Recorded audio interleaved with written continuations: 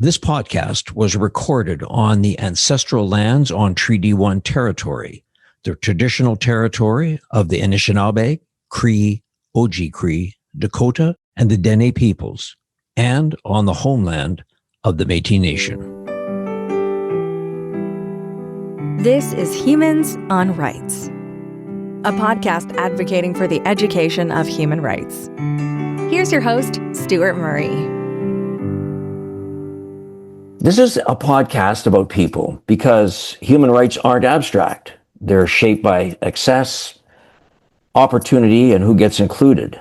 Today's conversation starts early with education because the right to learn, to explore science and technology is not shared equally. That's why I'm speaking with Suzanne Winterflood, the program manager of WISE Kinetic Energy, an organization breaking down barriers in STEM for young people, especially girls, Indigenous youth, and communities that have been historically excluded. So this isn't a conversation about programs. It's about equity, representation, and what it means to invest in the human potential. Suzanne Winterflood, welcome to Humans on Rights. Thank you. It's a pleasure to be here. So, Suzanne, can you maybe introduce yourself to our listeners and explain what you do? Yes. My name is Suzanne Winterflood. I'm the program manager here at WISE Kinetic Energy. WISE Kinetic Energy is the largest outreach program for STEM education in Manitoba. I have been with the organisation quite a short time, but sort of coming up 18 months. But it happened, its presence was there well before me. We've been around for 36 years. And we started off very small, just Women in Science group. It was set up by a couple of professors here to reach out and encompass and include more girls in programming, in engineering and in science and all things STEM. For those that don't know, STEM is science, technology, education, and math. And some people now include the arts in there, and it becomes STEAM. Oh. And we do that a little bit, but we are very much STEM focused. But I think that's going to probably broaden along with the world that we live in and the way in which these things happen. So we offer programming throughout the year.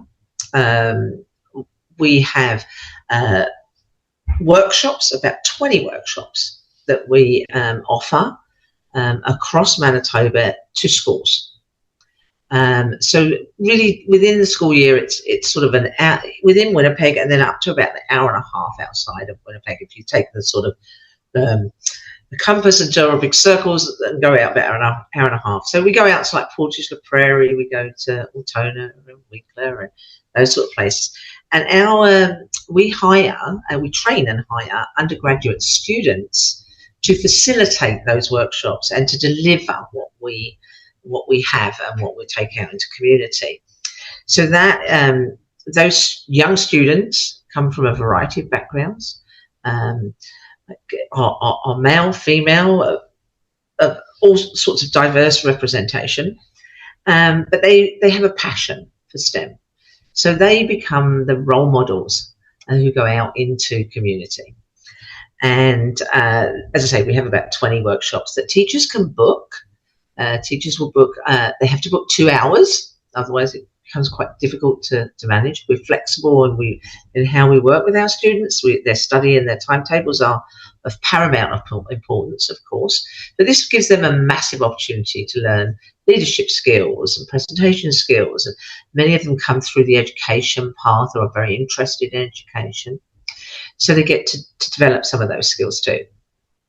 Then outside of those workshops, we also run special clubs and events. So these groups are more either for girls, and also we have Black youth that we reach, and that we have very specific programming, and that program is generally free. Some of it we charge for, but for the most part, it's free programming. So we have programming for Black youth. We have a Black youth club. We have girls clubs. We have a robotic fight club, which is girls that join. They do about 8 weeks. That's running currently. Well, actually, they're all running currently. But the robot fight club, they learn how to program and build robots, and then they actually enter the Manitoba robot robot wars in, I think it's middle of April. It changes slightly each year. So the girls are getting experience in coding and building robots and all things tech and having the fun of competing. Our Black Youth in STEM workshop clubs, we take them into the community. We have partners such as IRCOM, which is the Immigrant Refugee Community of Manitoba, a community of Manitoba. That's it, an organisation, Manitoba. That's right. I've had them on the podcast, so I know. So many acronyms, hard to remember.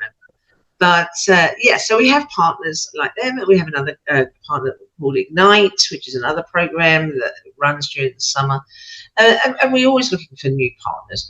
So our Black Youth in STEM programming is, again, all of these programs are developed to bridge the gap between, and to be able to bring these topics and opportunities of career and focus to what generally are marginalised groups. So, for example, girls in and women in STEM, there's about only 30% to 35% of jobs in STEM are even attributed to females. So there's a big bias towards the male employees. And similarly with Black youth, Black individuals make up about 11% of all jobs, but only 9% of them in STEM jobs. And then there's like a 33,000 worker gap in the Black community. So between the white and the Black, other, let's say. So it really, really matters because of the amount of diversity that can be brought into these fields, but also just making sure people have good role models that can access all of this. Yeah. And we have camps that we run. We have camps that we run through the summer, which we take out into rural communities. And we have spring workshops that we do. Again, we go out to about 6 different schools. We go out to, now let me think here. We go out to Flin Flon, we go to Pinamitang, Sapatoak, Swan Lake. Swan River. Yep, Swan River. Yeah. There's a lot. There's a lot for sure. Yeah. And again, we take our workshop series into those schools so that where they wouldn't ordinarily get a lot of access to STEM. Yeah. So it sounds like you've got like a quite a robust, and we're going to get into that, Suzanne. But what I'm fascinated a little bit about, you've been there for about 18 months now as the program manager. What were you, just talk us a little bit about, how did Suzanne Winterflood become the program manager? I mean, how did you get interested in STEM and probably being a part of this, and just share a bit of your background, please. So I came to Canada 18 years ago from London. Everyone will probably recognise the accent. So it's from London, England, and I initially worked for 7 years with the ICT Association of Manitoba, so the sector council, which is now known as Tech Manitoba. Okay.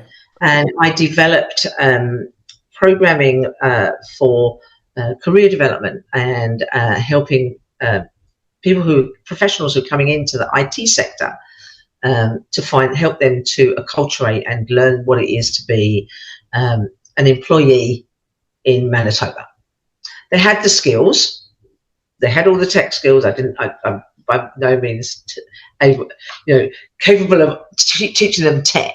But there's business analysts, IT support, the whole gambit. Right. What they didn't understand is how to get into the workplace. And companies at that time weren't terribly good at recruiting into from that community either. So I developed a program through ICTAM that was called Workforce Development, and I worked with companies and individuals alike, and built this program of matching and recruitment and onboarding, etc. So that was my sort of launch into that sector. I then went on after that. I was an executive director at a multimedia company, which was a non-for-profit, but we would develop a lot of programming using technology platforms to take technology into the workplace, into projects. Done a lot of stuff. We've done a big welding training program in VR, which was the first of its kind at the time. Going back then, VR's skyrocketed and changed a lot. So I was, again, still in that tech field. And then after that, I went to work. I'd done a bit of a stint on my own. And then I worked for an organisation called the Neil Squire Society, which is based out of Vancouver. And they're a disability organisation. And I set up here in Manitoba their assistive tech, do-it-yourself assistive tech, which is all 3D printing and things like that. And I set up that program here. It no longer existed. It's the same way here now. And then I came here. It was like this progression. I've been in leadership roles for a long time. Yeah. And I applied to the University of Manitoba. They were advertising for a position here. Not the position I work in, actually. It was a different position that I was invited to take on this role, based on my experience, etc. And that's how I ended up here. So great, great journey, great life journey for sure, Suzanne. But you just want to get a sense. You clearly have had your own attachment to the whole STEM industry, if I can call that, or the STEM. Yes. You've been passionate about that. You've been involved in technology, and so just if you back it up, because when we focus on the great work that WISE Kinetic Energy does, which is for introducing people, you have been kind of you're ahead of that curve. You were very much engaged, and so what sort of barriers did you find when you were getting involved in your career in terms of trying to make a difference, advance yourself, learn, just maybe share that, if you will, because I'd love to then come into the great work that is being done by WISE Kinetic Energy. So for me, I guess my biggest hurdle that I had to overcome was being an immigrant myself. Okay. Not so much being a woman, but being more of an immigrant? An immigrant and a woman. I mean, there's definitely a female... there was definitely I wouldn't say a disadvantage, but it is a hurdle. Right. The fact that I was coming into leadership roles, I was very lucky. I worked in organisations that were very embracing of females. So I was lucky in that respect. It's sort of the path had already been carved out. I've always worked in very small non-profits. And when you come to someone like the university, again, coming in a leadership role, but they have a very welcoming environment. So I've been very fortunate as a woman. Correct. I would say some of the issues have come that I've faced. Yes, as an immigrant, it's a very different working culture in the UK, which was quite funny because I always found I had more in common with the IT professional immigrants that I was working with. I had more in common with them than I did some of my colleagues at that time, because I was also learning. I'd only been here a year when I started to work at ICTAM, and the workplace culture was so different to what I was used to. So share that. Share what in what way? Just to you should give the difference. So just the way people communicated. We were now in the world of emails, right? And I had been in that for a while. But in England, it's very, you're very matter of fact. You write it as it is. You don't think about upsetting people. It's just like, this is it. Right. And whereas, like, I did a lot of work in this field. So in Canadian culture, it's what we call the Canadian sandwich, so to speak. Hello, how are you? This is lovely. yes, but, we've got this issue we need to deal with. Oh, and have a wonderful week. Right. Okay. Got it. Nice. I love that. Yeah. Right? Yeah. It's a cultural thing, but we never operated like that. Yeah. So that way that was communication was very different for me. Yeah. So much so that I was in I was running an advisory group, and if the person ever listens to this, they'll know exactly who they are, but I had sent out the minutes of the meeting and I sent all the information out, and I clearly upset somebody quite a lot by my tone in my email. It wasn't intended. Of course. Yeah. And but it created this big sort of issue that arose out of all of this, and I sort of, was, oh my goodness. But when you make a mistake, it's a cultural mistake. Sure, fair enough. When you do something like that, it can take 6 months to a year if you ever get over it and rebuild that. Right. I was very fortunate. I went on to be extremely good friends with this individual, and he was a mentor to me. But it did take some undoing. But it really was just a cultural way of doing things. And I've had to learn that, to temper that way. Right. And sometimes I still have to think about it, right? Right.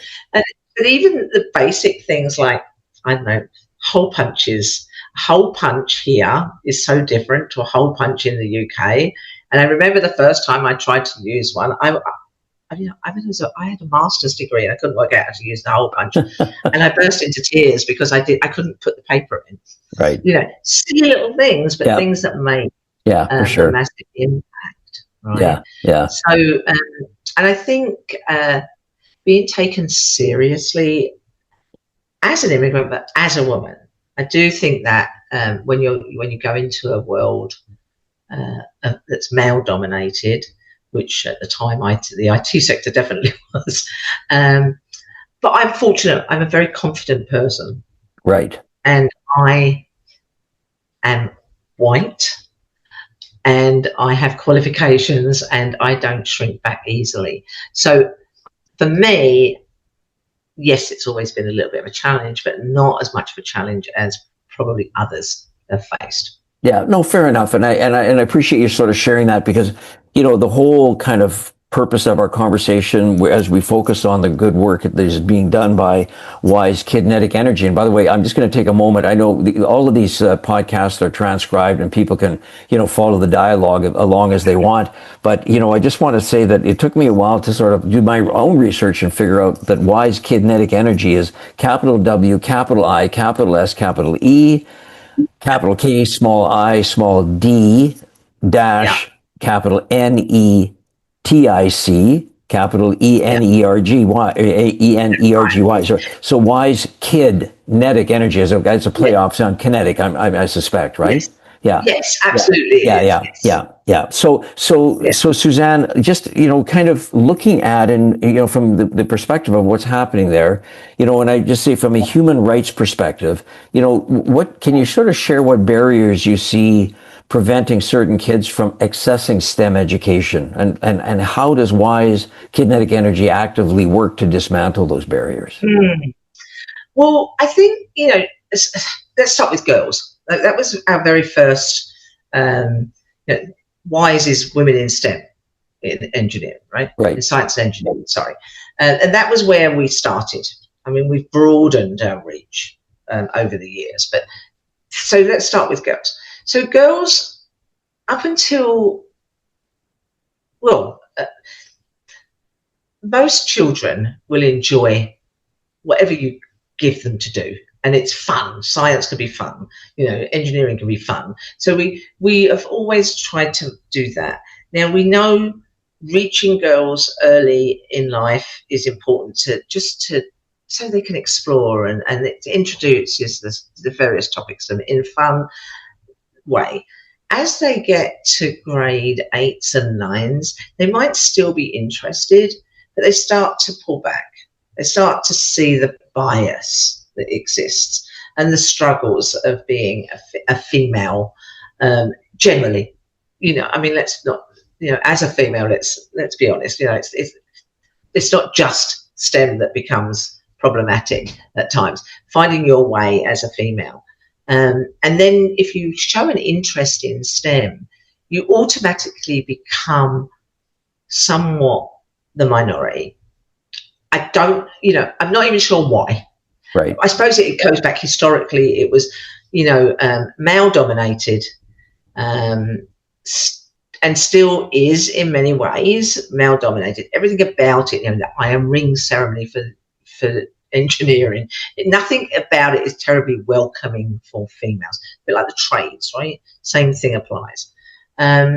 So by having young undergraduate students who act as role models for girls. So if we run girls' clubs, we use female students. We like to present information that's, about others. So I think the barriers exist. Also, parents often stereotype, right? And it depends on what they come from as to where they guide their girls. So there's lots of layers. It's like, it's like the big onion, you peel off, and everybody's experience is different. And of course, that's the other thing to remember. Schools are doing a lot, but there's funding, right? Sure. And so what we do, and they have we fit in with the curriculum, but we just really try to make them enjoy. So I think, making that equity, trying to bring up the numbers, there's so many systemic barriers in place that you just need to show that they can do and overcome. And hopefully you inspire at some point. With our Black youth, of course, again, it's not a shock to anybody, I don't think, that, Black youth struggle to find their place for so many reasons. Again, such systemic barriers that they face, higher levels of microaggressions, they have limited access to mentors and integrated work and learning. So again, our Black youth programming has really tried to, again, overcome that. We go where we run things here on campus, but we also go into community where we have a high level of Black representation. Again, it really comes down to encouragement and showing you can do this. And the same is said for Indigenous youth. Here at WISE, we do Indigenous youth programming, but I have to be honest, it's not grown how we'd like to. We're looking to grow that this year if we can get the funding to do that. It fits in with everything around the truth and reconciliation and the different calls to action, and to, again, making sure that our youth, our Indigenous youth, are able to truly access. If you go into rural communities, you're further north. Well, not even you're further north. You don't have to go very far north. And schools, both Indigenous communities and rural schools, don't have access. There's not the funding that supports it. So that prevents them from being able to come into these fields. And also just the sheer fear or unknown or, again, those barriers to coming into university. Pretty much all STEM activity careers start at university. Some IT you can get by and you can do things without going to university, let's be honest. But there is a value to coming in, and if you want to be an engineer, you've got to come to university. If you want to be a computer science person, you've got to come to university. Yeah. Depending on what you want to do. Yeah. So it really is about breaking that down and hoping that we can address those gaps that exist, and we know they're there, and we chip away. Yeah. And on that regard, Suzanne, when you look at the mentors, you've got people that go out into the communities, and you talk about Black youth, you talk about Indigenous youth. These are groups that, historically have been sidelined. Are you able to have mentors? I mean, I just think that so often people say, and fair comment is, I'd love to. I mean, whether it's medical profession or STEM or anything, if I'm going to go somewhere to learn, I'd like to see somebody that looks like me. So Exactly. from the Black youth, are you able to get some of the Black community to be mentors? The same with Indigenous. Are you able to get some Yeah, Indigenous mentors? Is that working? absolutely. Yeah. So with our Black youth, we definitely we recruit.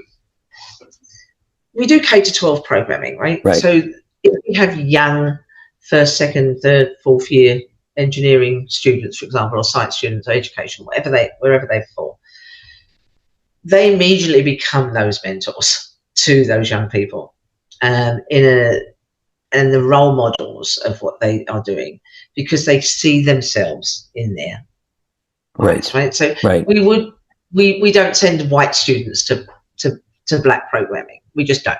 Right. Sure. But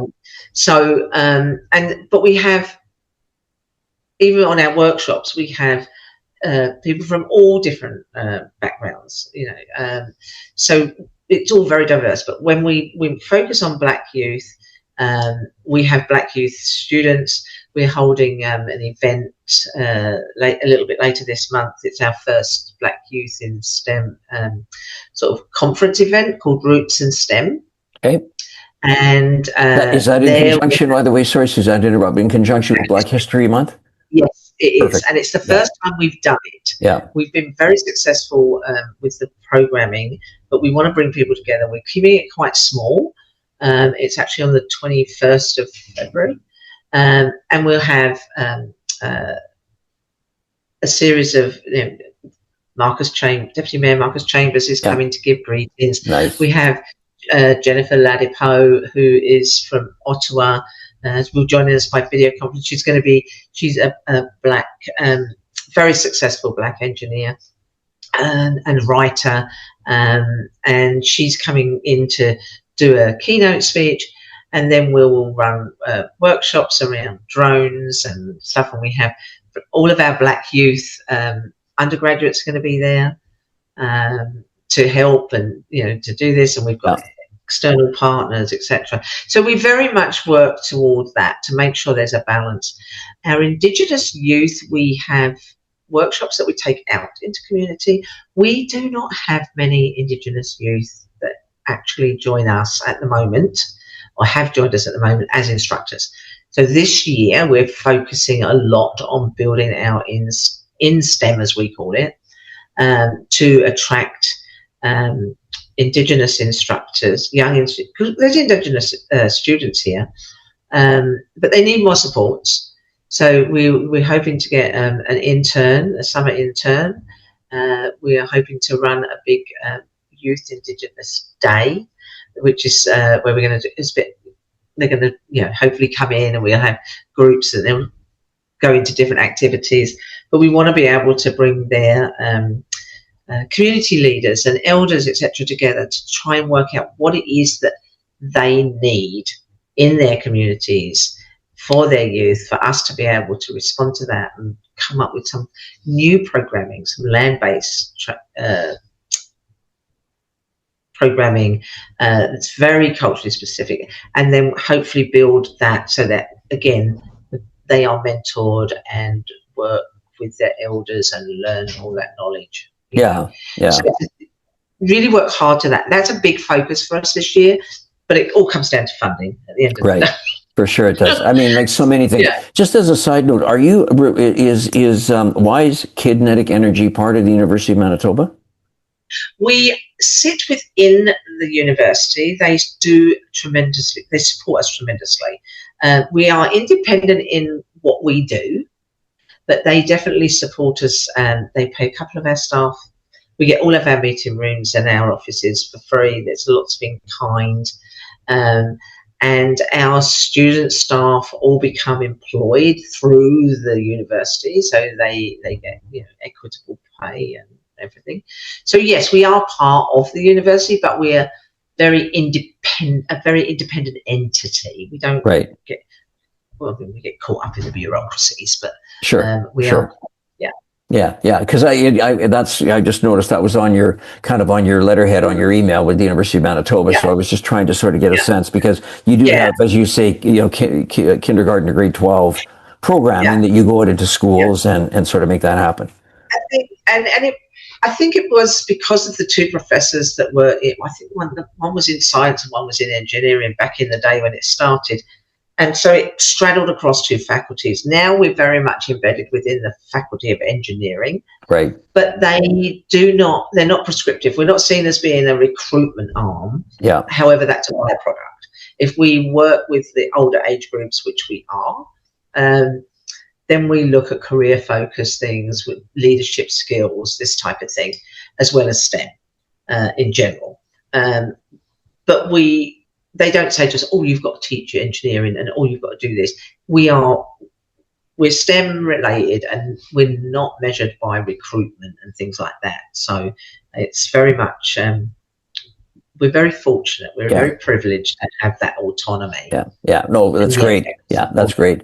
So Suzanne, when you think about, your role as program manager of WISE Kinetic Energy, when you look at sort of the bigger picture, and again, I'm going to drive it back a bit, if you don't mind, to sort of human rights, because this is a human rights podcast. Absolutely. But I'd love to get your sort of sense of how you look at sort of, early exposure to sort of science and technology that can shape a child's sense of belonging and possibility.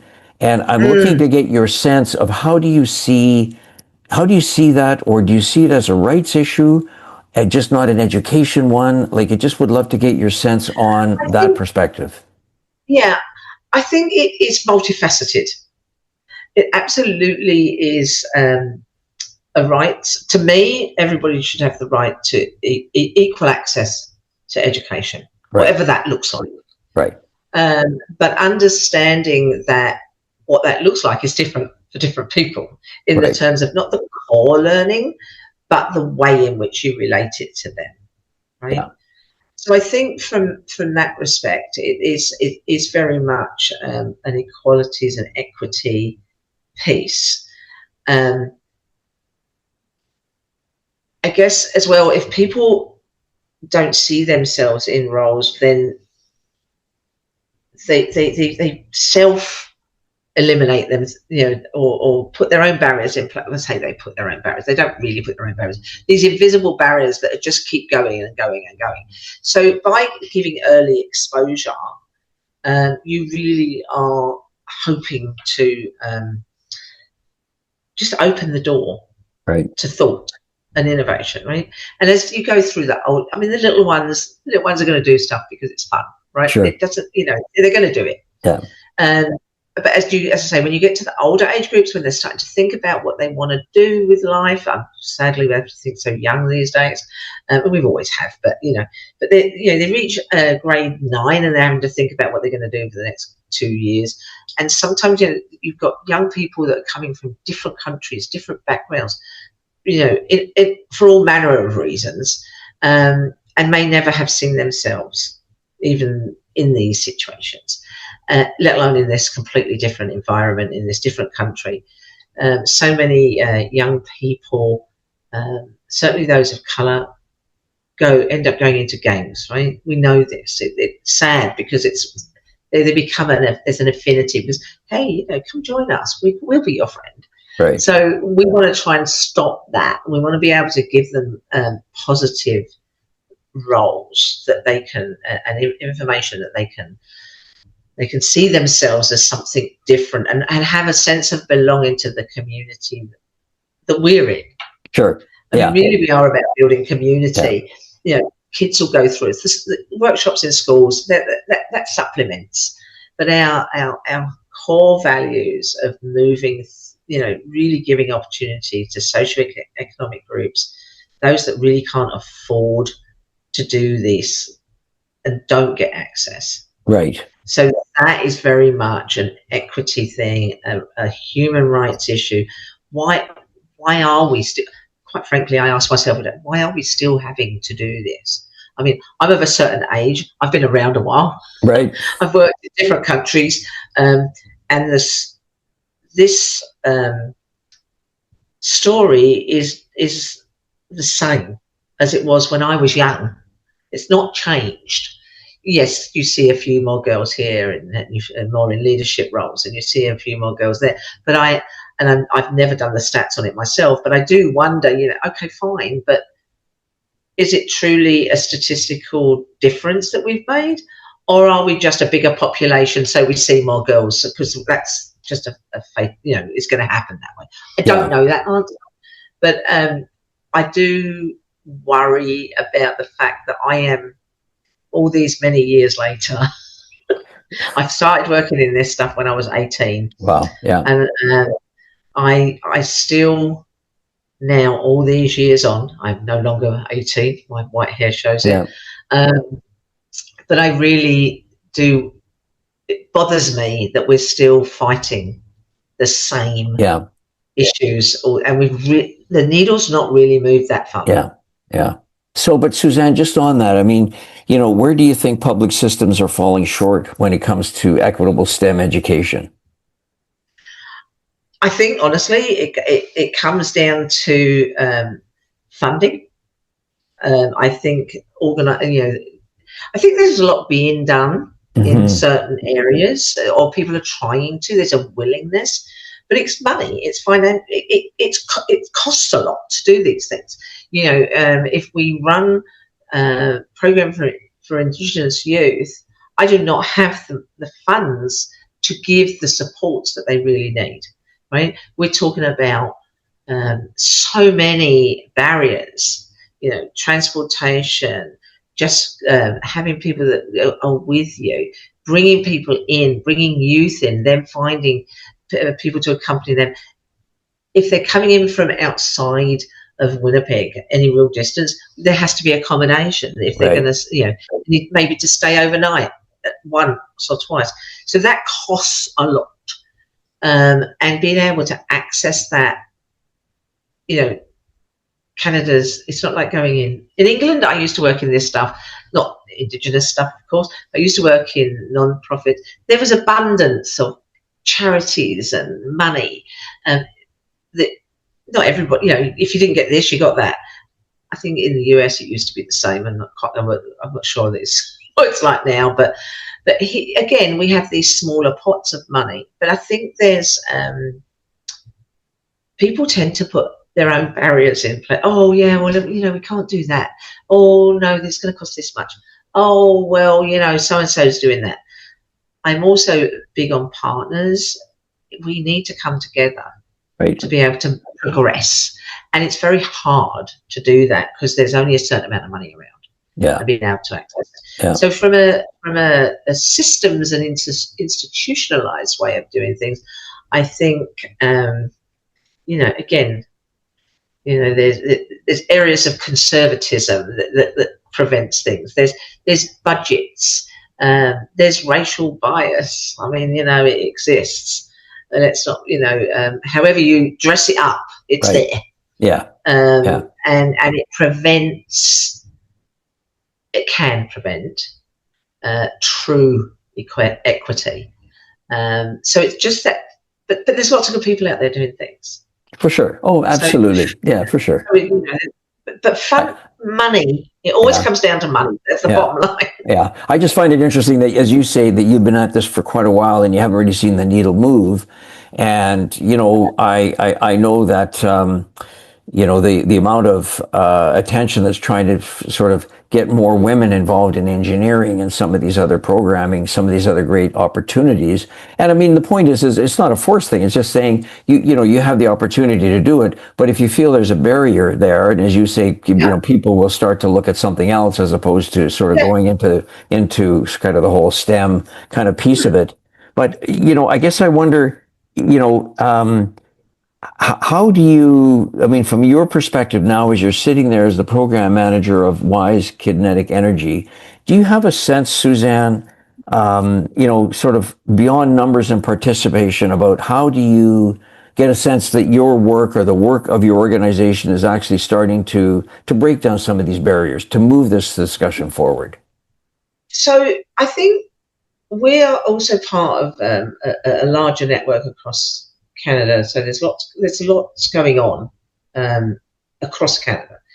I think the other thing is things are getting very consumed with AI right now. So that's the buzz, right? For sure. And it's detracting from a lot of the true work. If we look at how government money is being spent, it's being spent with great big AI initiatives, workforce development. What they forget is that the young people that have got come up to be workforce, they are our workforce. And if you're 5 or 6 now, they're just as important because you are the future. So I think, yes, there's all these things going on, but the target, the ideal is, let's get the grade 11s and 12s. Right. Well, they've already been shaped by then in many ways. Now, that's not to say that we don't do work, because we do. But every age group is as important. Yeah. And I think as well, with the advent of technology as it has become, people, it's so vast, right? And technology cuts across everything, no matter what. So that's a very, very important part of what we do. But science, it's all cross-cutting. So if you want to follow science, you still need to be able to understand and tap into the technologies that are going to take you further and innovate. And I think understanding the institutional systems have to understand it's not just cut and dried. And I think, there's a lot about, workforce, that they forget that it's got to go across everybody. It's not something that just happens. And I've worked in workforce development in this country since, for 18 years, on and off. Yeah. And, now people are talking about massive shortages. So, you've got to focus on the needs and listen to what organisations like us and others are saying, and put time and energy into that to enable our girls, our Black youth, our Indigenous youth, and all those marginalised groups to be able to take their rightful place in the world. Right. Because they are the future. For sure. It doesn't look, the demographic doesn't look like it used to. Right. And why should it? It should never. Yeah. And we want to continue to do that. Yeah. When you took on the role as program manager at WISE Kinetic Energy, what did you? I just love to sort of get a sense, Suzanne, what you thought coming in, and now you've been there for 18 months. What are you seeing? So it's interesting because it takes a good year to get onboarded. I mean, 6 months depending on the job, but so I've only been here 18 months, and my first year was really just getting to know everything, the systems and trying to reorganize. We even as an organization, we have changed our internal workings, if you want, in that time. Right. What, for me, I guess, really, when I came in, I didn't really know. I'll be honest with you. I don't think I really knew what I was coming into.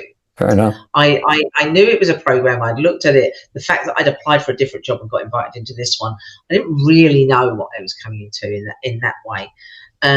That said, what I did know, it aligned with my own values, right? I mean, I've got daughters, I've got granddaughters, but they're very privileged. Yeah, I'm very privileged. Let's be honest. But that. So the appeal for me was, as has always been, working with people that aren't as fortunate, and so in the time I've been here, I've learned a lot. I've learned a lot about what we do and what our mission. We've changed our mission, vision, and values statement quite a bit, but it's at the heart of it. It's still there. We've done some strategic planning to look at where we want to go. I think the biggest thing I've learned is we just have to keep pushing through and trying to get ourselves as an organisation known about it more. We have a big reach. We reach like 43,000 youth a year. Wow. And Wow. yet very few people know about us. Yeah, and we do great. not get the level of funds that we really need. Right. We do have corporate companies and stuff that support us, but we could do so much more. Yeah. Because we're well placed to Yeah. do that. And I think that's something I've learned about the program. I've learned a lot about the different education groups and the demographics of who we include and where those gaps truly exist. I always worked with adults before.